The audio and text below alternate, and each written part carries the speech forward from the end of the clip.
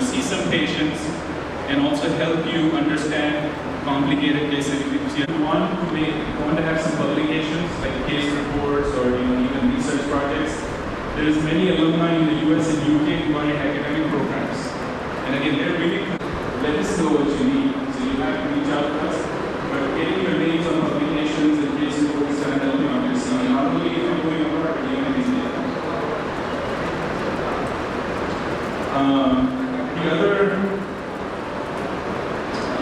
when you come to the US, one of the biggest problems is trying to find resources and accommodations when you're waiting for the match, for the residency events. So some students have to come there. And once we get this established, there will be more people who are willing to donate and help. The timeline to get all this started, like I said, the programs are already there. We have 5 sites. We plan to expand it to maybe 10 more in the near future. But depending on the response we get from you guys, if we have more and more students coming, then we can expand it to more programs. Talking to Ashfaq sir about that to make sure that it is recognized. So he has told me that he's going to talk to the university people and try to figure out what the legal aspect of that is so that you get credit for that time. It should not be like you're absent for 1 or 2 months. So he's working on that. So the question was, if you do a clerkship during internship, is that what you asked? Yeah. During internship or final year, is it going to be recognized by DCMS and by the university here? That time should be recognized as an elective, right? So Ashfaq sir told me that he's going to talk to them to make sure, that is indeed the case. Right now it's not done. Right now it's not recognized. I think it has to be, a lot of work has to be done to get it recognized. Right now, if you work in the US, that's not taken as an existing. But at least can it be, it shouldn't be like an absence. That's what I'm more worried about. Because, let's say a student comes there for a month, it shouldn't count against his attendance here. So that's something we need to work on. Any other questions? Completed my step 1, sir. I had all the documents ready to apply for clerkships. Now that you have told that to get clerkships easier, I wanted to ask if recommendations from faculty members in universities that I have applied would help me get the clerkships also. The clerkship that we are talking about, or in the university? Letters from us, or? Letters from faculty members. That will help you get residency for sure. I mean, if you work. But you're talking about recommendation letters from where? To get the clerkships, recommendations from university faculty. From here or from here? Well, to get the recommendation letter, you will have to do a clerkship, right? Not that letter is there, that is recommendation to get. Like a sponsorship. Well, we can certainly provide that, but if you want to go through a university, you will have to ask the university. And there are some alumni who are university faculty. Right off the top of my head, I can think of Vasil Hazi, who's a gastroenterologist in Chicago. He has an academic affiliation. There's a hematologist who has an academic affiliation. I think there's a cardiologist too in Pennsylvania who has one. So the clerkships that we have right now are not with university programs. These are community hospitals, private clinics, and smaller hospitals. But if you want to get with the university program, we have alumni who can help you with that. Letters or whatever from the faculty here is one thing. And what you were asking is whether you just can't get a letter just like that saying you are good or bad from them. It's not possible. You have to work in one of those clinics. So if some person works in a non-university hospital as well as you, I think it matters and counts if you give a letter like that way also. Right? It does matter, but obviously a faculty member letter carries more weight. So if you're with a university and a professor gives you a letter, it carries more weight.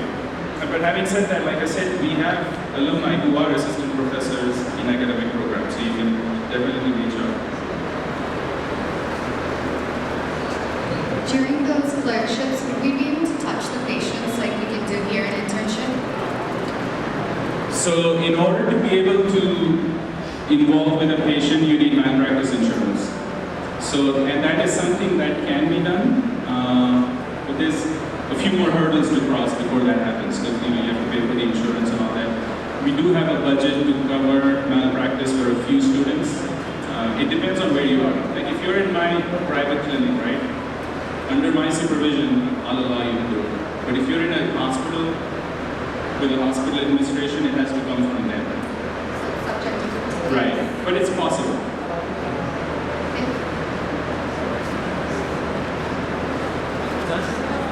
Actually, I'm not very interested in USMB, but I would just want to have experience working in US.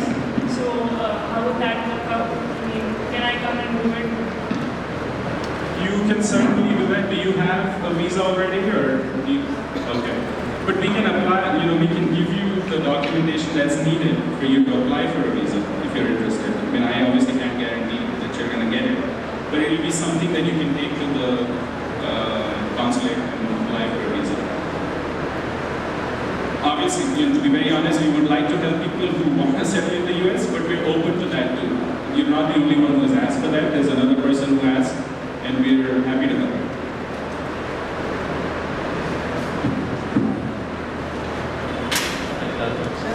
There's some controversy regarding the J1 visa and the rules associated with it. Like you have to come back and some other matter. And if we accept the J1 visa during residency, is it good for us or what else can we do? If you do a J1 position, then you have to do a waiver. You have to work in an underserved area. I think it's for 3 to 5 years, I'm not sure. The rules keep changing. Many programs will offer you J1, so it's easier to get a J1 visa. It's more difficult to get an H1. Now with these changes, with Trump being the president, rules have changed even more. H1 is going to be even harder. So if you're looking for, if you have options, obviously H1 is better because you don't have to do a waiver. But J1 is not that bad at all, except for the fact that you have to work in an underserved area. But some cities have really nice facilities, even very close to a big city. So, underserved doesn't mean you're in the middle of nowhere. There are places like near Chicago or near, big cities in Virginia, which are considered underserved, and you can work there. But you have to put in those 3 to 5 years before you can apply for green card and all that. So it really depends on what your options are. The first step for you guys really is get a high score. You need to get a really high score these days. And then recommendations. You need US experience. US experience is almost a must now. And that's why we started this, because we want you guys to have the opportunity. When we did this, when I went there, if you had a high enough score and good recommendations from here, it was good enough. But now it's difficult. Asking for an H1 visa make it difficult for us to get a residency sort of. It does. It limits your options, because there's more programs giving J1. So if I accept a J1 visa, It increases your chances, for sure. There's no doubt about that. There's fewer programs giving H1. So what's your opinion about doing the residency in the US as well as the fellowship and moving back to India or Middle East or somewhere? Is that a good option? It's definitely a good option. Personally, I stayed there, but I know people who have come back. You obviously, having a US qualification or a UK qualification adds to your CV. If you're going to the Middle East, it increases your chances over there. And even in India, I think the hospitals, just every time I come here, there's a new hospital or 2 hospitals, and there's a lot of opportunities even here. So, if you want to come back, it's definitely an option. And my little advice to whoever is interested, log on to the site, ask for help if required, and please, my advice is don't expect people staying there or whoever to go out of the system to help you. They'll let it be in the system so that it's possible to do it and it's possible to help out. Otherwise, people are trying to help may lose interest. This is because you're younger. You may try to skirt the system and try to help out like what happens here, but try not to do that. All right. And then, like you said, if anybody is not interested to settle but trying to be there, I'm sure there are ways to do that also. Visas, nobody guarantees. So visa is your own headache. So apart from that, all the technology will be done. Next year also we are having a big Dana reunion. Hopefully inshallah I'll also be there. And anything to be said or done, you can ask me here. And of course the email is there. Yeah, I'd like to just mention that again. So as part of what we do, every 2 years we have a big reunion and across different cities in the US. And in 2018, in July, 28th and 29th of July, there's a big one in Chicago, which is a global event. And just like Adil said, we're inviting everyone from within the US, UK, Middle East, India. There's a few alumni in Australia, everywhere. Whoever wants to come can come there. It's a great opportunity to network, meet your fellow alumni. Those of you who have family in the US, you can meet them. You can make a trip out of it. And again, if you need any papers for visa and all that, we'll be able to help you with that. If you go to the website, in a few months we'll have announcements starting for the reunion, the location, the dates, and everything. And like I said, you can always contact us on email, WhatsApp, Facebook. Thank you so much for your time. Thank you. And at various times I've had a chance to address you once or twice, maybe at your initial contact with the medical college. And if you remember, what I told you at the beginning was that you are not students, right? You are doctors in training. Remember that. Okay, when you become doctors, then remember that you are still students, because you will be students of medicine in the end. Right? Now, today, the practice of medicine has changed. When we did medicine, it was different. You're doing medicine, it's different. When your children do medicine, it's going to be different. But it has, one thing is there, is very, very, very complex. So, to be abreast of this competition, you have to equip yourself with the tools that are available, which you are doing by reading, browsing, whatever it is, but also make a plan of action. That thinking has got to be very, very important in planning. So one of those options that you have is being made very easy for you, because this institution that is growing, which has its roots in this particular college, which had a very, very long-standing vision in the past. So this particular offshoot of this institution is becoming a very, very major player in determining the destinies of our future students. Or should I say doctors and trade? Not students. So please make your plans well, utilize your opportunities. Those of us who want to stay back here, take the opportunity nevertheless of getting into one of the extension programs. Those who want to go abroad and settle down there, perhaps Taruj and his colleagues there can facilitate it in terms of your matching or whatever it is. So this is a golden heaven sent opportunity, but these opportunities are not, they just don't come like that. They have to be manufactured. There's a lot of hard work that's gone on behind this. There's a lot of organization. So this kind of thing cannot be replicated. You have several models, but this particular model is unique to our requirements. So please maximize the potential of that and take advantage of it.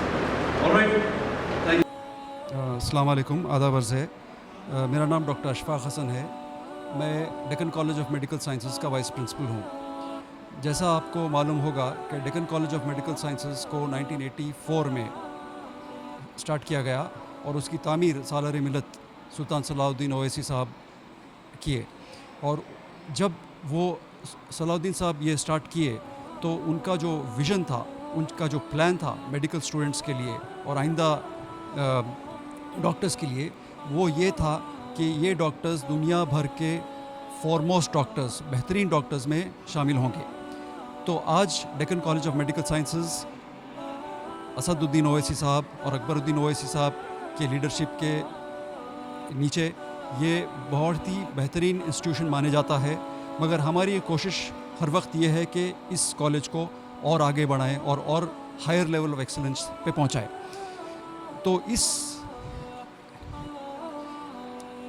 Particular plan के मुताबिक हम हमारे एक पुराने student doctor میر تاروج علی کے طرف جا رہے ہیں جو اس وقت امریکہ میں as a consultant pulmonologist practice کر رہے ہیں ان رچمنڈ ورجینیا.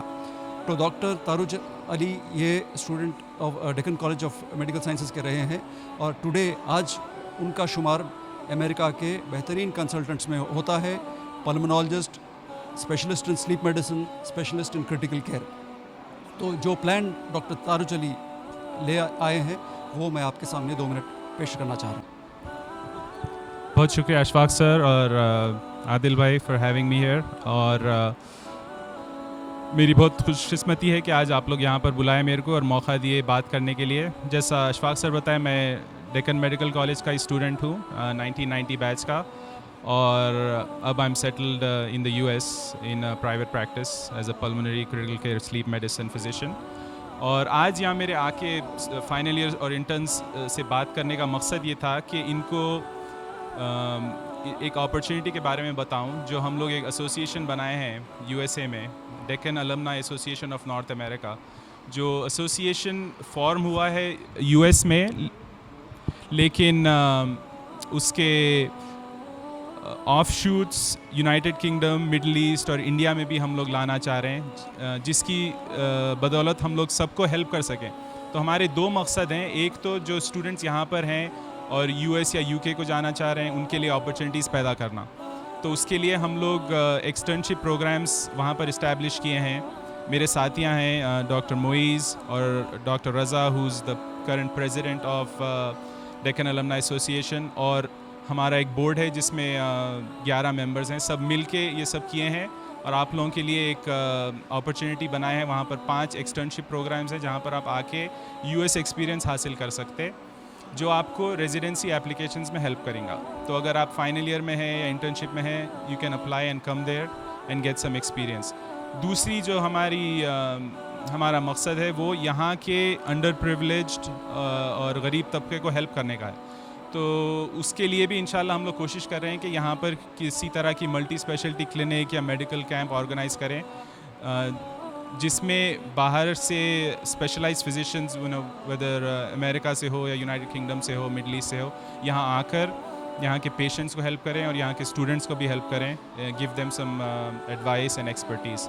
تو یہ ایک اچھا پروگرام شروع ہوا ہے اور میری یہی دعا ہے کہ یہ آگے بھی بڑھ کے چلے، اور آپ لوگ سب سے یہی گزارش ہے کہ اس کو سپورٹ کریے، اور ہم لوگ وہاں پر جتنی بھی ہو سکا آپ لوگوں کے لیے پروگرامز اور مدد کریں گے انشاءاللہ. شکریہ.